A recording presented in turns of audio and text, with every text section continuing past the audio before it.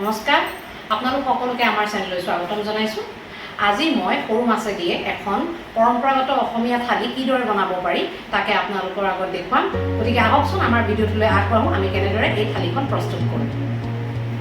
প্ৰথমে মই কেৰাহী এখনত পানী অকণমান দি লৈছোঁ আৰু এই পানীখিনি মই এতিয়া ভালদৰে উতলিবলৈ দিম। প্ৰথমে মই এতিয়া বইল মাছ বনাম আৰু গতিকে মই ইয়াতে লৈ লৈছোঁ মাছ, মান ধনিয়া, আপোনালোকে ইটো ধনিয়াও ইউজ কৰিব পাৰিব। এয়া লৈছোঁ বিলাহী, এয়া লৈছোঁ কেঁচা আদা আৰু কেইটামান লৈছোঁ কেঁচা জলকীয়া। জলকীয়া আপোনালোকে নিজৰ জোখমতে লৈ ল'ব আৰু প্ৰয়োজন অনুসৰি নিমখ হালধি আপোনালোকে দি ল'ব। যিহেতু এতিয়া আমাৰ পানীখিনি উতলি গৈছে, গতিকে প্ৰথমতে মই দিম ইয়াতে বিলাহী আৰু লগতে দি দিম অকণমান কেঁচা আদা আৰু দিম লগতে অকণমান হালধি। হালধি আপোনালোকে ইচ্ছা যদি নকৰে নিদিবও পাৰে। লগতে দিম মই অকণমান নিমখ। এতিয়া মই ইয়াতে দুটা কেঁচা জলকীয়া দি দিছোঁ আৰু এতিয়া মই ভালদৰে বস্তুখিনি সিজিবলৈ দিম। এতিয়া মই ইয়াতে কেঁচা মাছখিনি দি দিছোঁ। এই কেঁচা মাছখিনি দিয়াৰ পিছত আমি এতিয়া জুইখিনি অকণমান কমাই দিলোঁ, অৰ্থাৎ ল' ফ্লেম কৰি 15 মিনিটমান মাছখিনি আমি সিজিবলৈ দিম। ঠিক 15 মিনিটৰ পিছত আমাৰ বইল মাছ এয়া ৰেডি অলমষ্ট হৈ গ'ল আৰু এতিয়া আমি ইয়াতে মান ধনিয়া কাটি দিম। ই এটা ধুনীয়া গোন্ধ আনিব।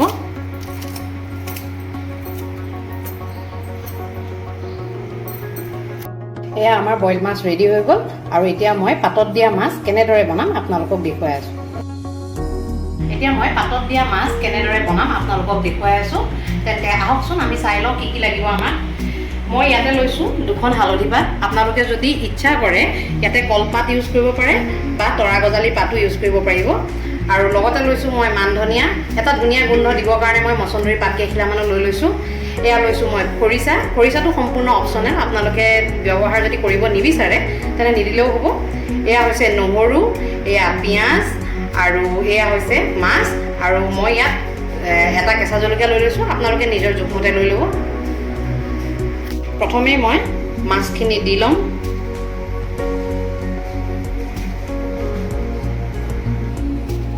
লগতে দি দিম মিহিকৈ কাটি লোৱা এয়া পিঁয়াজ, এয়া নহৰু, কেঁচা জলকীয়া, এয়া মচন্দৰী পাত, এয়া বাঁহগাজ অৰ্থাৎ খৰিচা, মান ধনিয়াখিনি মই মিহিকৈ কাটি দিছোঁ আৰু লগত দিম মই অকণমান নিমখ। এতিয়া গোটেইখিনি বস্তু মই প্ৰথমতে ভালদৰে সানি ল'ম।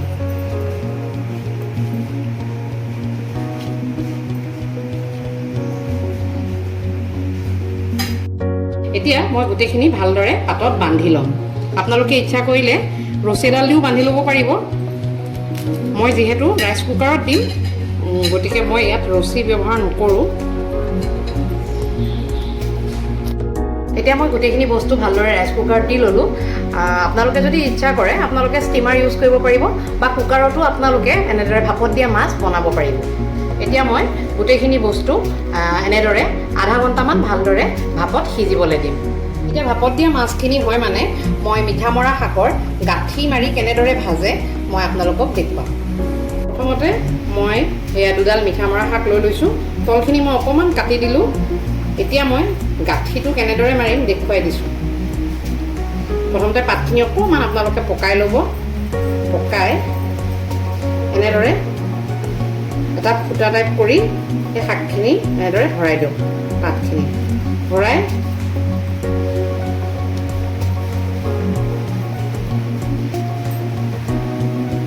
এনেদৰে মই ইয়াত 3টা বনাই লৈছোঁ আৰু এটা মই আপোনালোকক দেখুৱাই দিম।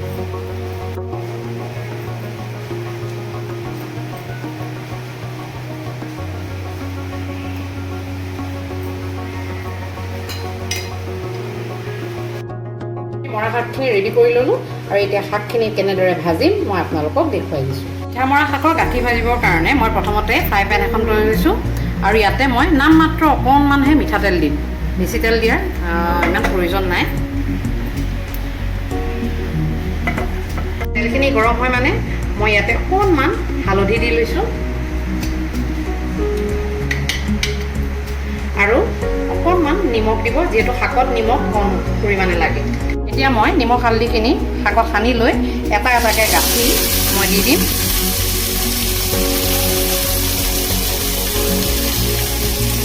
এনেদৰে গাঁঠিকেইটা জুই কমাই লাহে লাহে অলপ সময় ভাজিলে আমাৰ এই শাক ৰেডি হৈ যাব।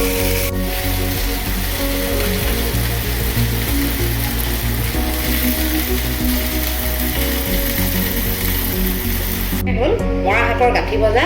এতিয়া আমি চাওঁচোন আমাৰ ভাপত দিয়া মাছখিনি কেনেকুৱা হৈ আছে।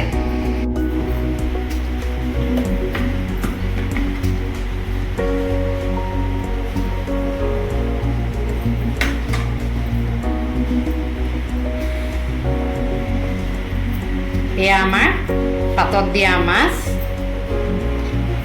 আৰু এতিয়া ইয়াতে মই অকণমান কেঁচা মিঠাতেল দি ল'ম।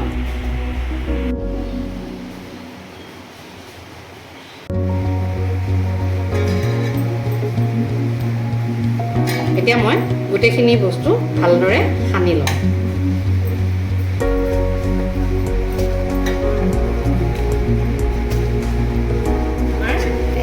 এতিয়া ভাপত দিয়া মাছৰ পিটিকাটো ৰেডি হৈ গ'ল। আৰু এতিয়া মই আপোনালোকক চয়াবিন দি কেনেদৰে এখন ড্ৰাই চব্জি বনাব পাৰি মই দেখুৱাই আছোঁ। এতিয়া চয়াবিনৰ ড্ৰাই চব্জিখন বনাবৰ কাৰণে মই প্ৰথমতে কেৰাহীত অকণমান মিঠাতেল দি লৈছোঁ। কেৰাহীৰ তেলখিনি গৰম হৈ গ'ল, গতিকে প্ৰথমতে মই দি ল'ম অকণমান কচুৰি মেথি, আৰু এতিয়া মই ইয়াতে দি ল'ম পিঁয়াজ। পিঁয়াজখিনি অকণমান মই ৰঙচুৱা হোৱালৈকে ভাজি ল'ম। পিঁয়াজখিনি এতিয়া অকণমান ভাজ খাই গ'ল, আৰু ইয়াতে মই দিম আদা, নহৰু আৰু জালুকৰ এটা পেষ্ট। এতিয়া আদা নহৰুখিনি অকণমান ভাজ খাই গৈছে, গতিকে মই 2টা কেঁচা জলকীয়া ফালি দিছোঁ। লগত দি দিম আধা চামুচ হালধি আৰু আধা চামুচ নিমখ। নিমখ আপোনালোকে আপোনাৰ জোখমতে দি ল'ব। লগতে দিম অকণমান টমেটো চচ। মই দিয়াৰ পিছতেই মই বইল কৰা চয়াবিনখিনি দি দিম।